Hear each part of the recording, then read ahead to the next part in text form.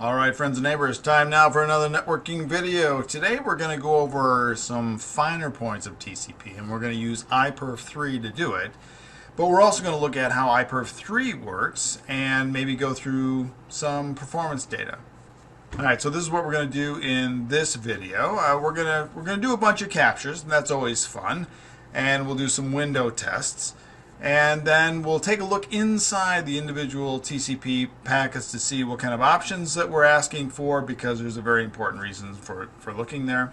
And then, whatever else we feel like talking about, like KMG. And I put that there because there was a question on the channel about KMG, and we might have a better answer than the one that I offered in the video itself, or in the comments.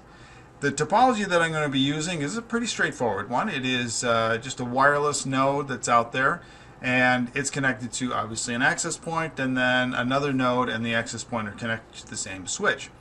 Our two IP addresses are 15.58 and 15.11, and 15.58 will be the server and 15.11 will be the client. Now there is a weird thing about iperf that we probably ought to realize, in that data travels from the client to the server, so it's a little weird. So if you're trying to capture it and understand it, then that is one of the things that you have to worry about, or at least recognize that it's happening. The other thing about this is that USB is getting faster and faster and faster, and so USB 3.0 has speeds that actually rival transfer rates that we see on networks today. So, we used to say, oh, we've got a network adapter that's connected to a USB port. What does that mean? Well, and that's what I'm using here. But turns out that if you're in USB 3.0, the speed is almost comparable. You can sort of imagine a future where we just have USB connections and then maybe PCI connections on the bus. But that's another story. Okay, so that gives you an idea of the topology, and we'll be consistent with that topology throughout, and we'll just get performance data based on that set of conditions. Okay. Now there are three RFCs that are going to come up today. 793 is the original TCP RFC, and it does define a little bit of the options in there. And we know that the TCP header is normally 20 bytes, and then when you go to options, they're always at the end of the header. And then the two big options that we see a lot are from RFC 2018 and 7323, and those are the selective acknowledgments and then the window scaling factor. We'll talk a little bit more about what that means here in a sec. So the basic problem that a lot of these options are trying to address is that, well, we've got fast modern communication networks, and so that means if you've got a sender out there, the sender has the real ability to send a lot of data out there, kind of like a fire hose, lots of data. And depending on your network conditions, you may or may not be able to take advantage of all that, or you may overrun the client. So we got a couple of things to think about. Let's think about RFC 2018. So RFC 2018 is all about dealing with this round trip delay with high bandwidth. So it turns out that there's a calculation that TCP uses to describe something that we have called bits in flight.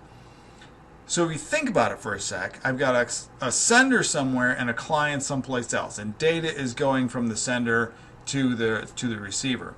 Now, depending on how far apart they are, or the delay associated with the transmission, I could send a series of TCP segments out there, and by the time the receiver gets it and has a chance to acknowledge it, we could actually have a lot of bits in flight.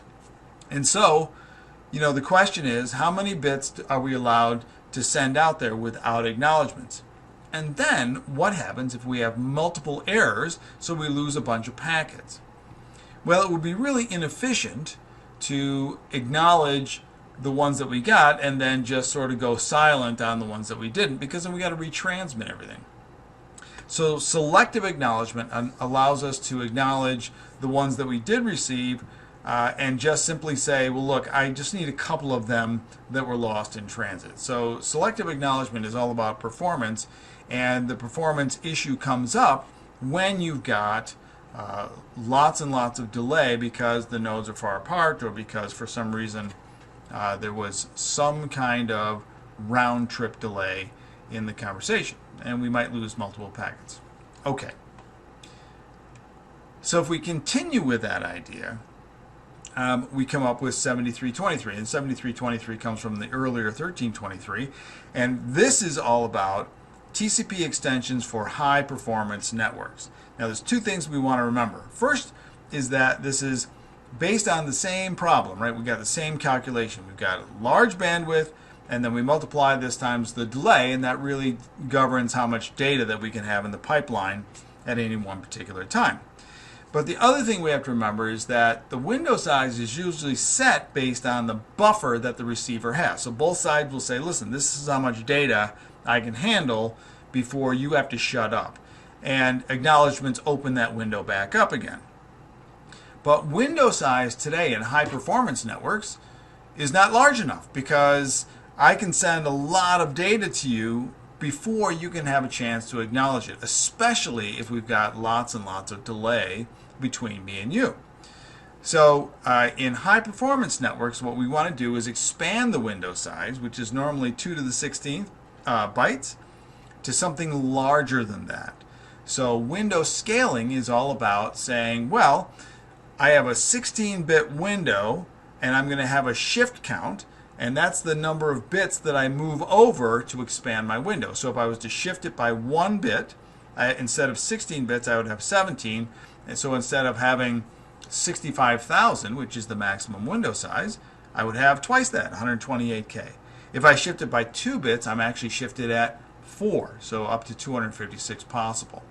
Now the actual number is based on the buffer size, so it's not an even multiple of 65,536 to 128K, 256. Usually it's something off of that based on the buffer size.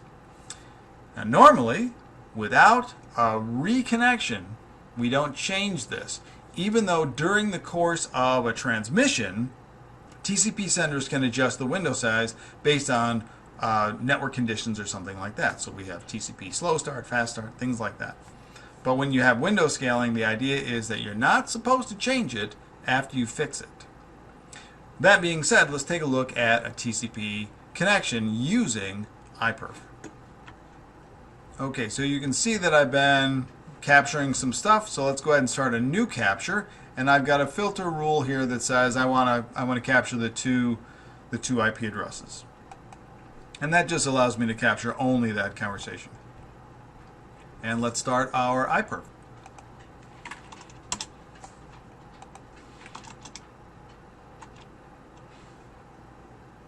There we go.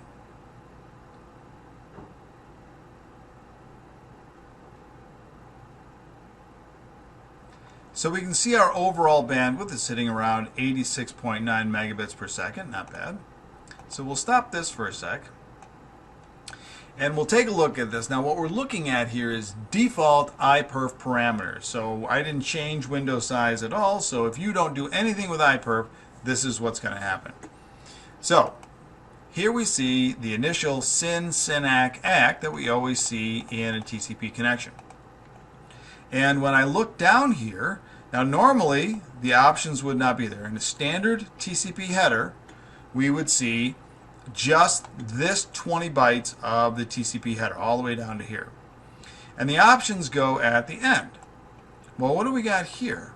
Well, maximum segment size. This comes to us from the original RFC 793, and this just simply says this is the largest TCP segment that you can send. Now 1460 is a very popular value because an Ethernet frame has 1500 bytes.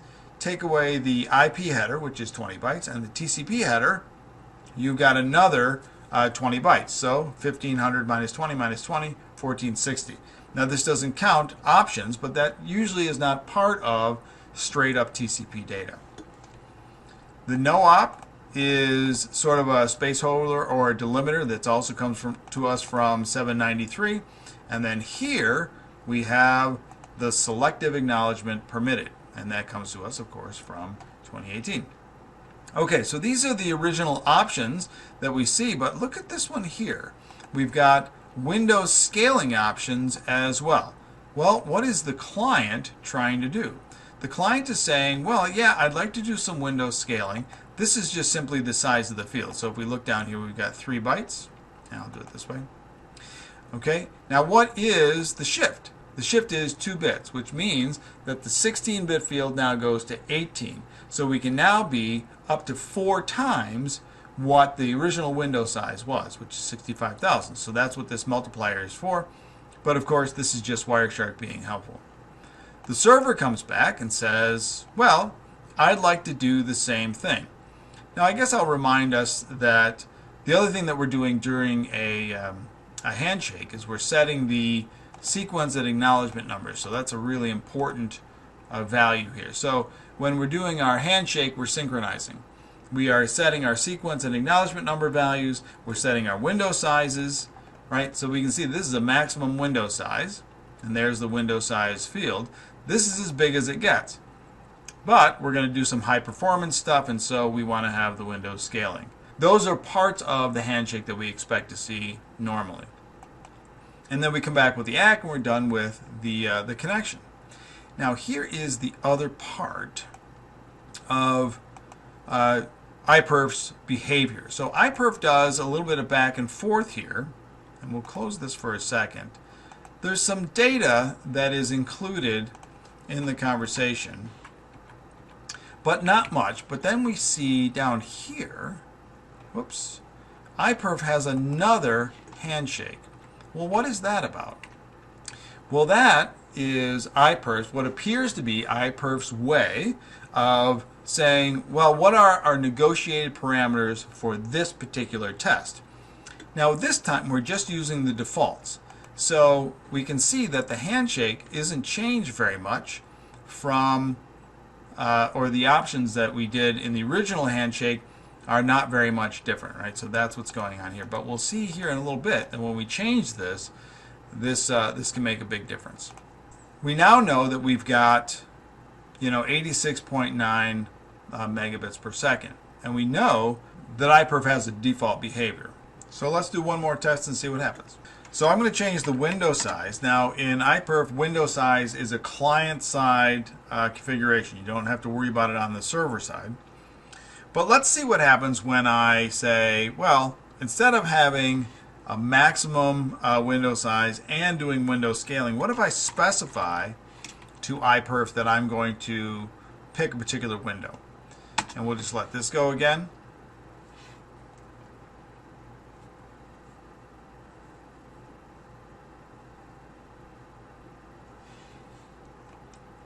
Now we get a similar value here. Now why would that be? Well, if we look at the capture of a particular conversation, we can see that there's a back and forth, right? So 11 was the client.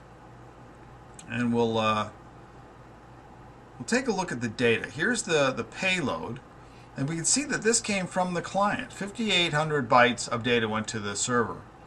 And the server immediately comes back with an acknowledgement, acknowledging the data that was sent.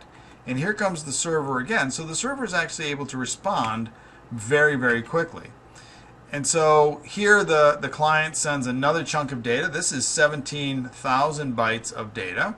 And the server comes back and just simply acknowledges this. So this is what I mean when I say that iperf is a little strange, because the data flows from the client to the server. So it's a little bit backwards, but we just have to sort of acknowledge that. And the server just comes back and simply acknowledges the data without really sending very much back. But the point is that when we have a window size that's a good size window, well, it just simply means that we're allowed to send a lot of data.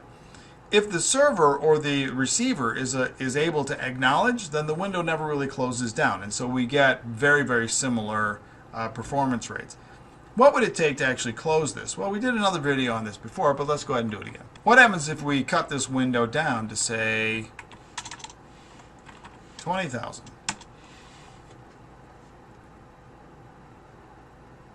Now we can see right away that the throughput is being reduced. And why would that be? Well, let's take a look at what a capture says. So we'll do this again with the capture.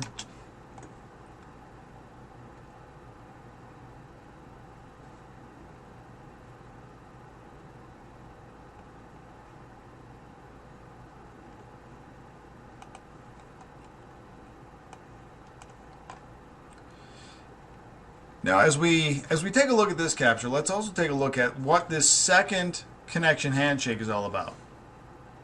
So here we see the original, right, where we want all of these options to be part of that. But right down here is that second handshake where we've negotiated a different set of parameters. Now, in this case, we've got a shift count of 0. Well, what does that mean? Well, take a look at the window size that's been set here. That was the window size that I just picked. And so the two sides are going to agree on this window size. And that's really what this handshake is about. And then they go on with the conversation. So it continues this way. But what ends up happening is that periodically, if the data is fast enough, we get these window full problems. And that is that the message from the other side, the data that's been sent, cannot be received because the window has closed down. Okay, so that's what the second handshake is about. That's how iperf does things. So that gives us this value here. Let's do 2 more tests because I want to show you something else. Let's really knock this down, and we'll drop it down to 1,000. And we can see that we go from 54 and 53 down to, less than 10. Now, just for fun, here is the termination handshake from iperf, and that's what we expect to see in any TCP conversation, right? A fin-ACK conversation. But take a look at all of these messages here. This is the window slamming shut, and then in the iperf conversation, we set the window to 1,000. Okay.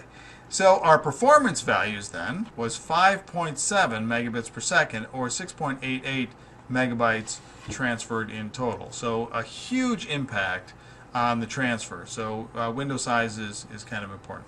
Let's do one more thing, and this is where that KMG pops in. What I said here was I wanted 1,000 bytes, but what if I change this to 1K? What does that mean?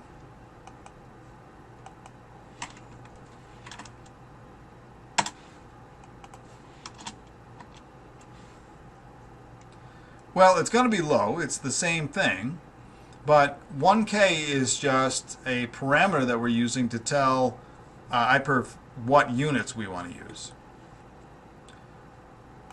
So we'll stop our capture. We'll go all the way to the top, and now we'll look at where we negotiated the parameters, and look at that. It is 1024, not 1,000, or 1 kilobyte. So that is the impact of changing the value. Now this also begs the question, well, what happens if we use the other sorts of values? So this is not much bigger than our previous test, and that's why the performance values are the same.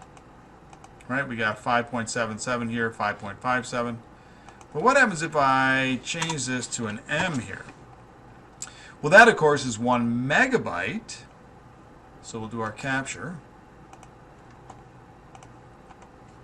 and we'll see what happens. Now a megabyte is a good size window, right? That -W is the window size. So naturally it's going to be bigger than the 65,000. So 2 questions that pop into my head are, what is going to be the window scaling factor, and then what is the impact on throughput? Here we've got a nice big throughput that we managed to get through there, but what happened in the connection handshake? Well, originally we wanted a window scaling factor, and we have a shift count of 2, so we're going to multiply the window size by 4. But when we change it to a megabyte, right, that's a lot more than 256K. So look at the shift count. It's now 5. This is an enormous window. I've now changed my window from 16 bits to 21 bits. So it's actually an enormous window. And so I would expect massive throughput in testing like this. And you can see that I've got no window full problems or anything of that sort. And then we get a nice big fat throughput. Oh, there we go. So one of the other things that I want to show real quick is that not only do we know now that we can change the size of the window when we negotiate the iperf parameters, regular applications do that too, not just testing applications, except for the window scaling. And we look at this change and we go through here and we say, oh, well, this is the big fat one, right, where we said we're going to do some window scaling. This happens to be the default one again. And then we go down a little bit and we see, well, wait a minute, it looks like the window size got smaller. But of course, we know that it didn't really, because we're doing window scaling. This particular size is the window size times 4, based on the scaling, that the client has reserved in its buffer. So it's related to the buffer and the window size. So while it looks like we went down in size from 65,000 bytes, we obviously didn't really. We're a little bit more than, or we're almost 4 times that. Well, let's take a quick look around our resources that are available, right? If you want to learn more about iperf, certainly here is the website from the folks that wrote iperf. Don't forget, you can go out to the RFCs and see, well, scroll all the way to the top, right? Here is the original RFC for TCP.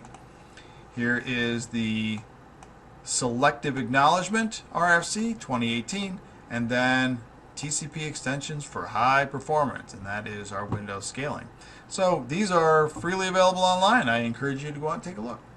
And here's a little more organized view of our performance, right? We had the server was 58 and the client was 11 throughout our entire set of tests. And we started off with the default window size, and we've got this nice big performance here because the window never closed. And the same is true when we went down here and did a window size of 1 meg. We had a marked decrease in performance when we started shrinking the window size, and then of course these two got very similar results because there's almost no difference between 1K and 1000 bytes. Obviously 1K and 1 meg are based on powers of 2. Now, for best results, when you're doing your tests, you want to make sure that you run a series of tests. We look at this and we go, oh, 104, 103, 95. Clearly one is better than the other, and that's not the case. We don't know what network conditions are going to be at any one time. Who knows? Somebody started something up on the network. So always do a battery of tests at whatever your value is to get accurate results, and throw out outliers. I like to do at least 3 and then take an average of the 3, unless something really went wrong. Okay, so this has been a little deeper look at some TCP options and the actual performance of or operation of iperf3. Don't forget your RFCs outside of the standard protocol RFCs. In this case, we talked about 2018 and 7323. But the RFCs that came before these have a lot of good discussions. So 7323, for example, comes from 1323, and they don't always include every single word. And the original thinking and description behind, say, best ideas for window size or problems that come up, security considerations, these are all part of the early RFC discussions. Now remember that smaller window sizes can be very limiting, but when we get to really large window sizes, we have to calculate bits in flight, because we got to worry about the problem of losing more than one TCP packet and not being able to account for it. Well, thanks for watching. Thanks for listening. I hope that this helped with your understanding of TCP and iperf3, and maybe helps you with your testing. Don't forget your happy music, and even if that bits in flight calculation gets a little dodgy sometimes, let's hope those packets always reach their destinations.